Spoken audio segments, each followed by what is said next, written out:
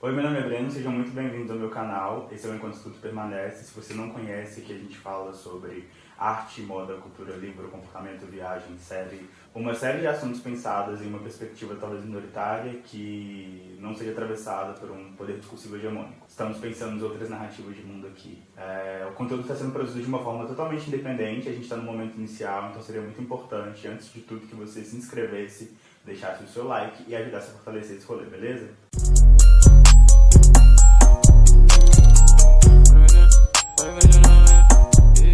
Eu queria falar hoje sobre um livro, que é o primeiro livro que eu terminei de ler esse ano, que é o Racionais Sobrevivendo no Inferno.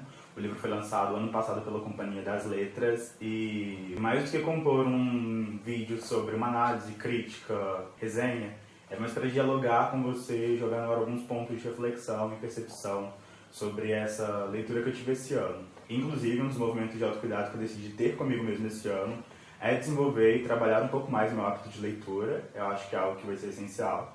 Eu acabei de passar no mestrado em comunicação social. Esse é um dos objetivos pelo qual eu também criei esse canal. Ser uma espécie de diário registro da minha experiência na universidade como corpo negro periférico. Eu sou a primeira pessoa negra da minha família a estar ocupando esse espaço. Isso é muito simbólico, muito impactante e pontual para mim. Voltando ao livro dos Racionais, esse álbum foi fundamental para minha percepção, reconhecimento do meu processo de concepção da minha negritude, tá assumindo a minha identidade e tá entendendo sobretudo o que significa ser negro, o que significa ser preto no Brasil, o que isso implica no âmbito político, social, econômico, como isso agencia poderes, relações e tudo mais. É um livro muito potente, assim, na verdade o álbum ele já é avassalador. Eu tenho uma memória afetiva de quando eu era criança, eu tava na quebrada aqui perto de casa, eu ficava na casa da minha avó, e ainda sem conhecer a banda, a história dela e tudo mais, o que ela representava no cenário.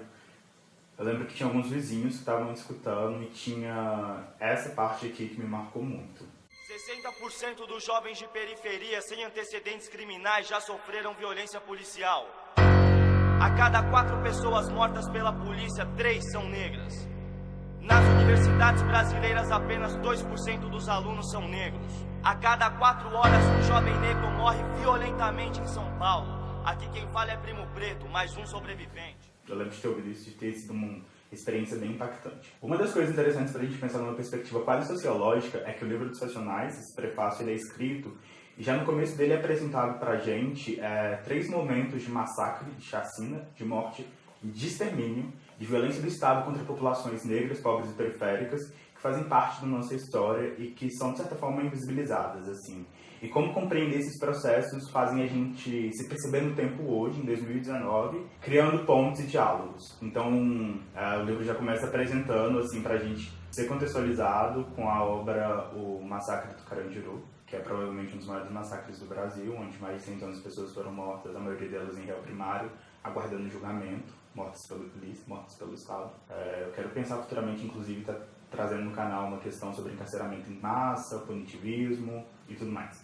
Logo depois ele apresenta a chacina da Candelária e a chacina de Vigário Geral. Então, assim, foram 3 chacinas que ocorreram num período muito curto de tempo, no qual várias pessoas inocentes foram mortas e todas essas ações foram legitimadas e acionadas pelo Estado, pelo poder público, pela polícia militar, contra pessoas que ou estavam em réu primário, ou na maioria das vezes nem tinham passagem pela polícia, e nem que isso justifique em algum nível, uma instância, a responsabilidade que não teve nesse caso e a violência natural que incide sobre elas. Quando eu falei sobre a perspectiva sociológica que esse prefácio apresenta, para a gente pensar o que aconteceu de mudança nos anos 90, em 2019, uma vez que mais de 20 anos apresenta e separa esses espaços de tempo, né?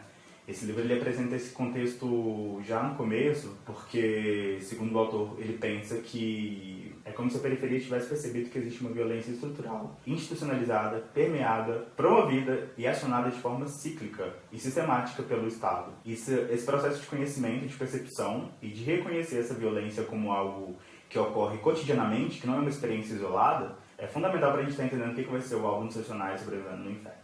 Outra coisa que eu achei bastante interessante também para estar pensando nessa literatura é que é uma experiência de vida sendo narrada meio que em primeira pessoa e é como se estivesse sendo construída uma espécie de saber, uma espécie de conhecimento baseado puramente numa experiência. Então, são pessoas contando as suas próprias histórias, suas próprias trajetórias de vida e fazendo do canto, da oralidade, da fala, das palavras, da escrita, uma espécie de testemunho vivo sobre determinadas violências e ações que são incididas sobre eles. Eu achei isso muito potente, a gente está pensando numa espécie de testemunho de fala sendo registrada, inscrita no âmbito musical, atingindo uma esfera de produção e dimensão cultural, assim, não sei se ficou muito claro, mas tem esse lugar de potência muito forte, esses sujeitos que estão falando por si mesmos. Outra coisa interessante que o livro dos Racionais fala, que o autor já coloca no prefácio dele, assim, que eu fiquei viajando e pensando depois, é como que pelo poder midiático, pelas instâncias de poder, pelo poder público, pelos meios de comunicação, a periferia sempre foi enxergada, sempre foi vista necessariamente como um lugar, espaço, geografia, campo e território de pobreza e violência. E não necessariamente negando que exista uma situação e um lugar de pobreza e violência nesses espaços, o álbum dos Racionais, o testemunho escrito que está sendo registrado e cantado ali, segundo o autor, e eu achei bem pertinente essa colocação, mostra a periferia como um lugar de produção de cultura e de potência. Eu achei isso muito maravilhoso para a gente estar pensando que é preciso enxergar, olhar para esses espaços e regiões com um olhar mais amplo, menos enclausurador talvez. Inclusive, num dos primeiros vídeos do canal eu falo sobre isso, sobre a possibilidade e necessidade, sobre a pluralidade e a necessidade de olhar para determinados contextos de forma que não seja reproduzir um senso comum, que é muito bem amparado e estabelecido por instituições de poder ou por pessoas que estão em situação de poder e que continuam permeando e reproduzindo esses discursos simplesmente porque eles estão em situação de privilégios, e manter esse discurso ajuda a manter essa posição. Então, olhar para a periferia como um lugar bem complexificado de pobreza e violência, mas pensar de onde surge essa pobreza, de onde surge essa violência, como que ela aparece ali, como que ela se coloca ali, quem são os responsáveis por ela, quem são as pessoas que lucram com ela, quem são as pessoas e as instituições, os lugares, linhas de força e de poder que estão acionando essa violência e essa pobreza nesse espaço. E olhar para esse espaço também em contexto como um lugar de produção cultural, de articulação de pensamento, de construção cognitiva, com questionamentos, interrogações e leitura de mundo. Outro ponto muito interessante que foi colocado nesse livro, que aciona, inaugura uma espécie de movimento revolucionário e transgressor na obra dos Racionais. É como se... é uma colocação bem forte que o autor faz sobre como os outros movimentos musicais, como a bossa nova, MPB, samba, construíam através de seus discursos e de suas letras um certo mito de democracia racial e promoviam uma espécie de convivência pacífica e de mestiçagem, que não é muito bem aquilo que acontece no Brasil. Se esse gênero musical apresentava essa dinâmica de olhar para os lugares pobres, marginalizados, como periferias, favelas e ocupações, em uma dimensão e perspectiva quase silenciadora, e promovendo, ainda que de forma subtendida, um discurso de que nós somos todos iguais, o álbum dos Racionais ele surge gritando com todas as letras que não. Nós não somos todos iguais, a mestiçagem não é uma ação pacífica, é necessário reivindicar e solicitar um novo modelo de negritude, pois ser preto, ser negro no Brasil, tem uma série de implicações e de questões. E essas questões, implicações e testemunhos e vivências vão sendo compartilhados depois.